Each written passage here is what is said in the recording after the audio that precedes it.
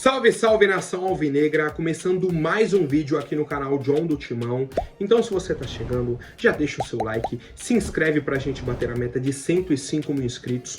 Conto com a colaboração de todos. Hoje, dia de Corinthians pelo Campeonato Brasileiro e, obviamente, dia de live pós-jogo aqui no canal John do Timão. Já fica o convite para vocês, né? A live tá salva aqui no canal. Acabando o jogo entre Corinthians e Bragantino, o John entra ao vivo. Anotem na agenda também amanhã, 8 horas da noite, outra live aqui no canal, né? A gente vai ter o panorama de toda a rodada do Campeonato Brasileiro, né? Vamos falar das contratações do Corinthians, vamos falar da previsão para a Sul-Americana, essa preparação e tudo mais, tá? Então aquela live ali no final do domingo pra gente encerrar a semana com chave de ouro. Conto com a presença de todos também. Peço que me sigam nas redes sociais, Instagram, TikTok, Kawaii, Twitter, todos os links aqui embaixo na descrição. Se torne membro do canal também, temos muitas vantagens. O John fez um vídeo lá explicando tudo para vocês. Vamos para cima e, editor, pode rodar a vinheta. Salve o Corinthians! Bom, como eu já adiantei, Corinthians e Bragantino hoje, 9h30 da noite na Neoquímica Arena. Um jogo muito importante que, inclusive, a nossa comissão técnica poupou os jogadores no meio de semana na Copa do Brasil contra o Grêmio, tendo em vista a partida de hoje, certo? Essa necessidade de vencermos dentro do Brasileirão. Nossa situação é complicada e a gente vai hoje com o time titular. Tá? Temos outros jogos aí na tabela que a gente fica de olho. Por exemplo, às 7 horas da noite tem Cuiabá e Grêmio. Cuiabá na zona do rebaixamento, o Grêmio ali pouco acima do Corinthians, então é um jogo que interessa muito pra gente. Tem um jogo do Criciúma, a gente fica um pouco de olho ali. Vasco e Fluminense, um clássico importante, né? O Flu também com a pontuação próxima do Corinthians, tá? Então, muitos jogos pra gente ficar de olho nessa rodada. Amanhã o próprio Juventude entra em campo, o Atlético Goianiense, que é o lanterna, tá? E o clássico Bavi, Bahia e Vitória também, tá? Então, cara, toda rodada vai ter jogo ali pra gente ficar de olho, mas o principal é, obviamente, Corinthians e Bragantino, o Corinthians com a necessidade de vitória dentro do Campeonato Brasileiro. Os desfalques são já conhecidos pela torcida: Yuri Alberto lesionado, Alex Santana lesionado, Igor Coronado tomou o terceiro amarelo, também desfalca a nossa equipe.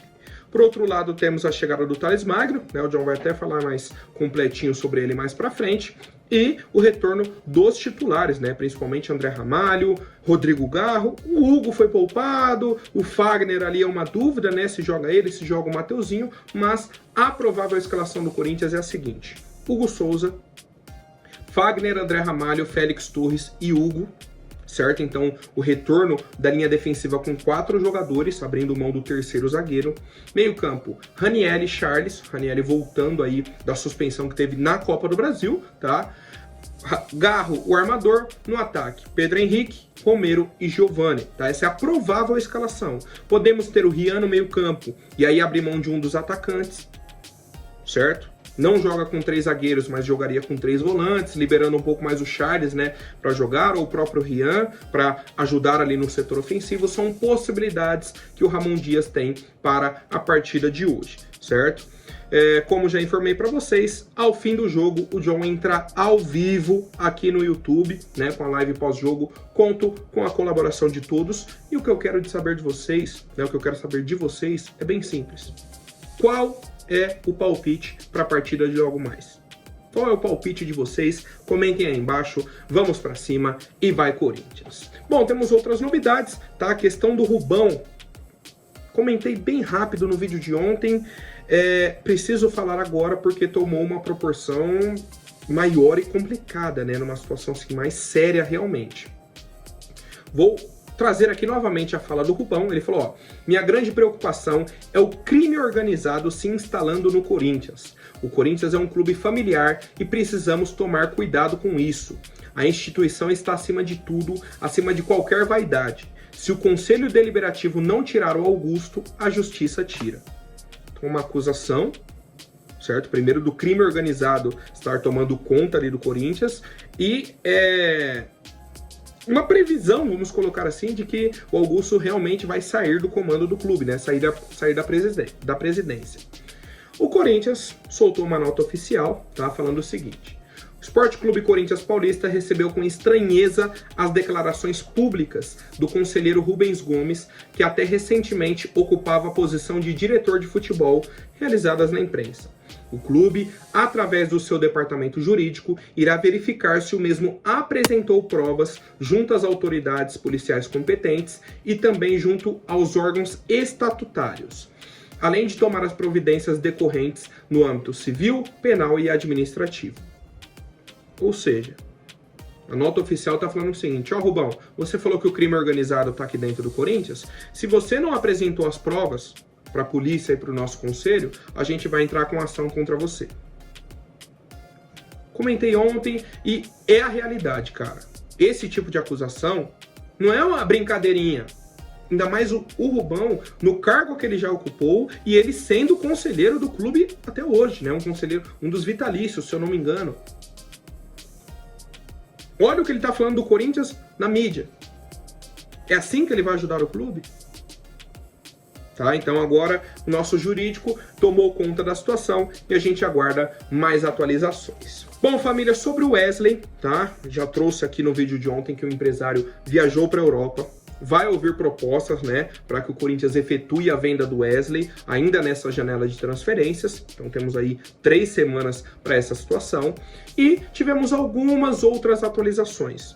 A primeira delas, que o Spartak Moscou da Rússia entrou em contato com o Corinthians. Primeiro eles mandaram um representante para vir aqui observar o Wesley, né, assistir um jogo na arena e tudo mais, beleza.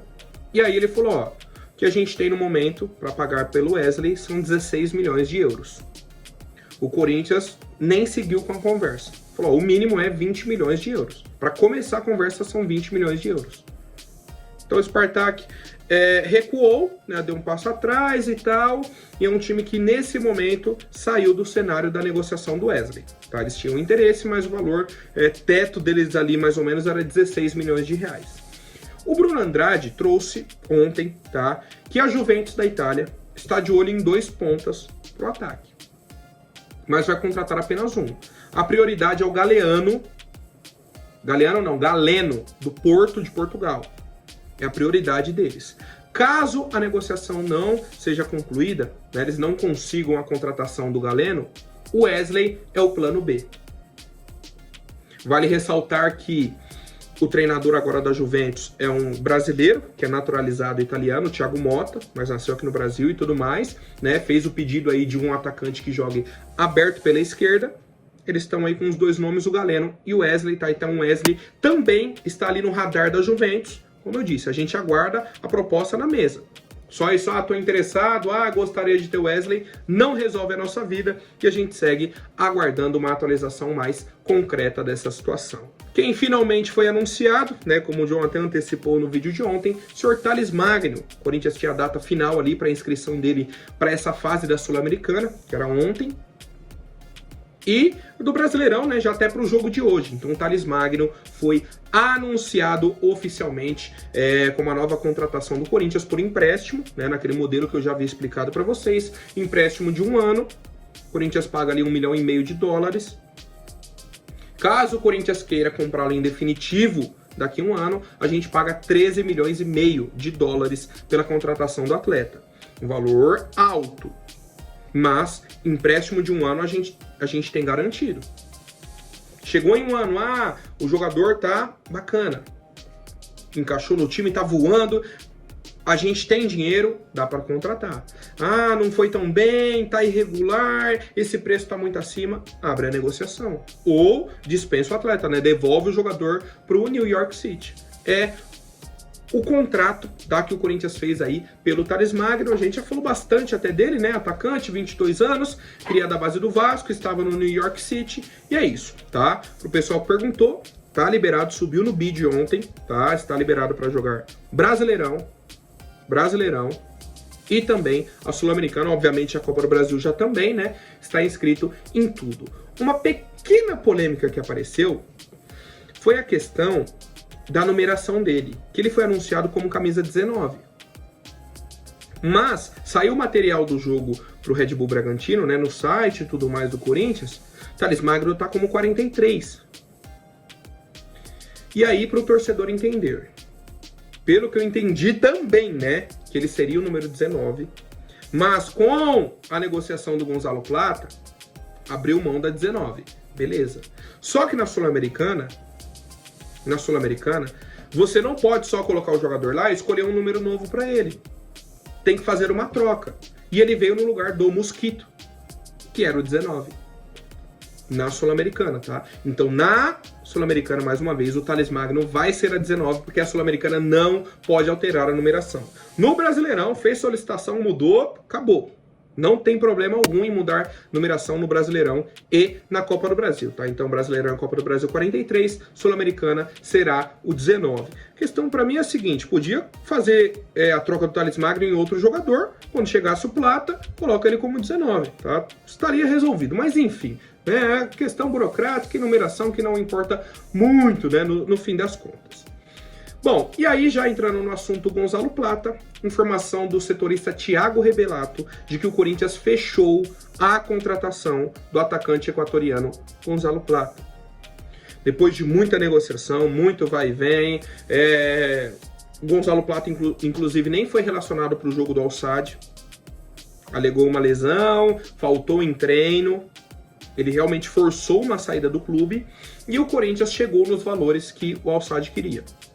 Chegou perto, né? E aí a negociação fluiu. Eles queriam 12 milhões de euros, de dólares. O Corinthians ofereceu 10, tá? Entrada, 4 milhões de dólares, mais 3 parcelas de 2 milhões cada. Totalizando 10 milhões de dólares pela contratação do atacante Gonzalo Plata.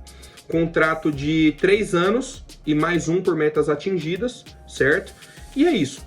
Tá? A liberação está em andamento da documentação, a expectativa é que o mais rápido possível ele viaje para o futebol brasileiro. Tá? Então, era uma negociação que estava emperrada, e acaba, né, segundo a informação do Thiago, saindo primeiro do que o Cuéllar, né, que está negociando já a liberação, a rescisão de contrato, abriu mão de valores com o Al-Shabaab e tudo mais. Tá? A gente sabe da burocracia, isso e aquilo.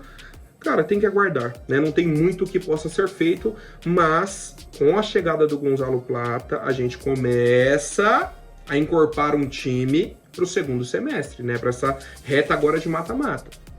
Seria muito importante, por exemplo, uma classificação na Sul-Americana. Questão financeira, a premiação não é tão alta, mas tem questão de bilheteria, de direitos de TV. Entra dinheiro. E competição, cara. A esperança de título da torcida na temporada seria essa. Obviamente que o foco primeiro, hoje, é brasileiro. Se livrar do rebaixamento.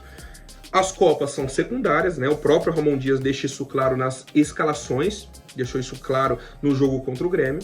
Mas, com o time ganhando corpo, chegando contratações, a gente começa a se mexer. Começa a ver o time com outros olhos. Tá? Ainda estamos no início, mas a expectativa do torcedor vai melhorando, né? Eu acho que o momento agora, principalmente depois da classificação contra o Grêmio, a gente dá um pequeno sorriso, né? Começa a olhar e fala, pô, será? Acho que dá, hein?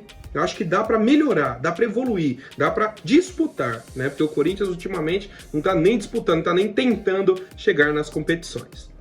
Bom, além do Gonzalo Plata, né? Trouxe essa informação do Thiago Rebelato do acerto, tá? Que o Al-Sadd aceitou a proposta do Corinthians e aí está correndo com a liberação. Tivemos ontem o nome do Carlos Vinícius, centroavante do Fulham, está emprestado aí para o Galatasaray da Turquia. Cara, centroavante, 29 anos, atuou pouquíssimo aqui no futebol brasileiro, tá? Em clubes de menor expressão, Caldense, Grêmio Anápolis, Real de Santa Catarina, foi para Nápoles da Itália. Rodou ali no futebol europeu, Rio Ave, Mônaco, Benfica, né? Teve uma passagem assim marcante pelo Benfica.